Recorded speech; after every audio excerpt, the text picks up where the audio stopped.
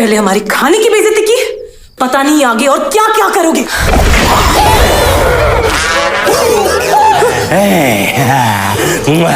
निशा नहीं छोड़ूंगा तेरा।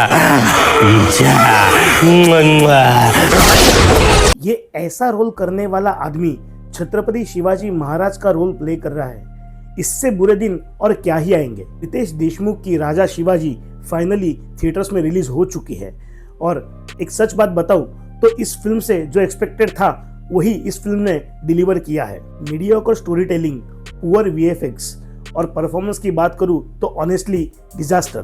क्रिएटिव लिबर्टी के नाम पे हिस्ट्री के साथ छेड़छाड़ तो की है, लेकिन उससे भी ज्यादा बुरा तब लगता है जब इतनी मीडियोकर फिल्म को छत्रपति शिवाजी महाराज के नाम पे अग्रेसिवली बेचा जाता है। हेलो गाइस, मैं हूं अखिलेश और शुरुआत में ही मैं उन सभी लोगों से माफ़ी मांगना चाहता हूं जिन्हें मेरी बातें कड़वी लग सकती है, लेकिन मैं उन यस मैन में कभी शामिल नहीं होऊंगा जो सिर्फ एक इमोशन के नाम पे कुछ भी एक्सेप्ट करने को तैयार होते हैं। आज हम बात करेंगे कि राजा शिवाजी कैसे हमारे इमोशन के साथ खिलवाड़ करती है, कैसे एक लीजेंडरी वॉरियर के लाइफ को कमर्शियल मसाला के टेम्पलेट में डाल दिया गया है। और सबसे शॉकिंग बात तो यह है कि यह फिल्म एंटरटेनमेंट के लेवल पे भी फेल होती है। Welcome to the final take. तो शुरू करते हैं आज का वीडियो। इस फिल्म में पॉजिटिव चीजें ढूंढना मतलब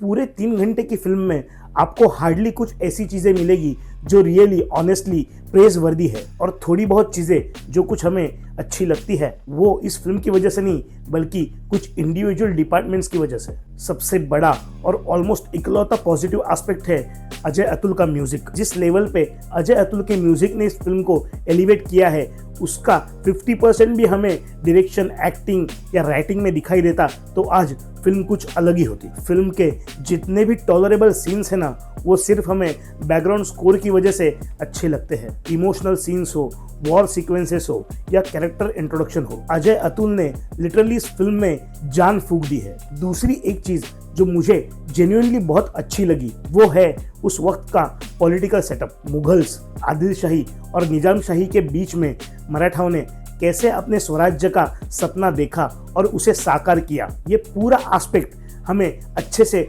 और एंगेजिंग तरीके से प्रेजेंट किया गया है। लेकिन अनफॉर्चुनेटली ये कंसिस्टेंसी हमें पूरी फिल्म में दिखाई नहीं देती। अब आते हैं इस फिल्म के सबसे बड़े वीकनेस पे और वो है वीएफएक्स और सीजीआई वर्क। फिल्म का बजट ऑलमोस्ट 100 से 120 करोड़ का है और ये मराठी इंडस्ट्री की आज तक की सबसे बहुत एक्सपेंसिव फिल्म मानी जा रही है। लेकिन स्क्रीन पे हमें क्या दिखता है, 70 से 80% जो फिल्म है वो ब्लू या ग्रीन स्क्रीन पे शूट हुई हमें दिखती है। जो एनिमल्स सीजीआई के हेल्प से क्रिएट किए गए हैं वो पूरे के पूरे कॉमिकल और फेक लगते हैं। पूरी की पूरी फिल्म में वीएफएक्स और सीजीआई का वर्क इतना गंदा और इतना पुअर है कि आज के ज़माने में टीवी सीरियल्स भी अच्छा खासा प्रोडक्ट हमें डिलीवर करते हैं। मल्टीपल जगह पे random cuts, jump edits, visible wire work और ब्लरनेस, ये सारी चीज़ें इतनी नोटिसेबल है कि हमारा पूरा इमर्जन टूट जाता है। और सबसे बड़ी प्रॉब्लम ये है कि ये सब हमें एक्सीडेंटल नहीं लगता, ये एक कॉन्शियस कॉम्प्रोमाइज लगता है।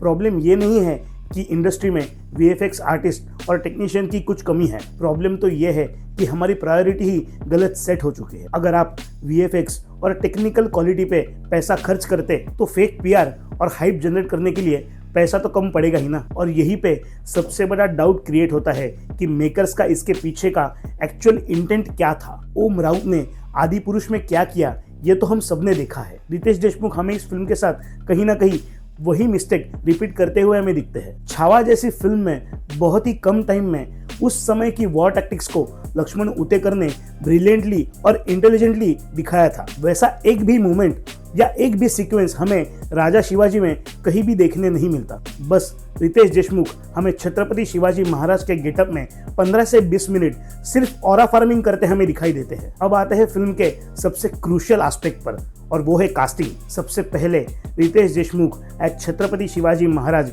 Is utterly disappointing. कैरेक्टर से emotional touch, emotional depth, completely missing है पूरी फिल्म में। जेनेलिया देशमुख की बात करें तो उनकी डायलॉग डिलीवरी इतनी पुअर है कि आपको उनके डायलॉग समझने के लिए एक्स्ट्रा एफर्ट डालना पड़ता है। ऐसा लगता है वो मुंह में कुछ सुपारी दबा के बात कर रही है, और वो भी 0.5x के स्पीड पे।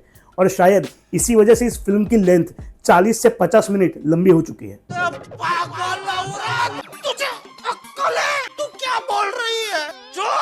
अभिषेक बच्चन ने कोशिश की है, ये मैं मानता हूँ, लेकिन सॉरी बॉस, अभिषेक बच्चन किसी भी एंगल से वॉरियर कन्विंसिंग नहीं लगते, और उनका मराठी एक्सेंट लिटरली दिमाग का फ्यूज उड़ा देता है। महेश मांजरेकर और बोमन ईरानी जैसे एक्टर्स को एक एक डायलॉग देके उनके कैरेक्टर को खत्म कर दिया गया है। संजय दत्त, जो आजकल हर पैन इंडिया फिल्म का एक अटूट हिस्सा बन चुके हैं, वो यहाँ इस फिल्म में अफजल खान के रोल में अच्छे लगते हैं, लेकिन सॉरी टू से वो यहाँ पे भी वही अपनी संजय दत्त वाली एक्टिंग ही रिपीट करते हुए हमें दिखते हैं। और जिनकी हालत ऐसी हो, एक्शन, परेशान हो जिससे मोहब्बत हो जाए, जिससे मोहब्बत हो जाए उससे दूर आ नहीं जाता। दूर आना। देख लो, देख लो, एक बार जिसको दिल में बिठा लिया, एक बार जिसको दिल में बिठा लिया उससे मुंह मोड़ा नहीं जाता दोस्त। उससे मुंह मोड़ा नहीं कैट ओके। उनसे और एक्सपेक्ट क्या ही कर सकते हैं। लेकिन इन सभी में संजय दत्त और विद्या बालन एज बड़ी बेगम, इन दोनों के ही परफॉर्मेंसेस हमें ठीक ठाक लगते हैं। अमोल गुप्ते एज मोहम्मद आदिल शाह, उन्हें तो इस फिल्म में कॉमिकल रिलीफ के लिए रखा गया है। जितेंद्र जोशी, सुरेश विश्वकर्मा, सचिन खेड़ेकर जैसे मंझे हुए मराठी एक्टर्स ने उनका 200% इस फिल्म में दिया है, लेकिन सैडली उनका स्क्रीन प्रेजेंस फिल्म में उतना ही है जितना उर्फी जावेद के बदन पे कपड़े। बाकी अपने भाईजान के कैमियो के बारे में बात ना ही करे तो अच्छा है।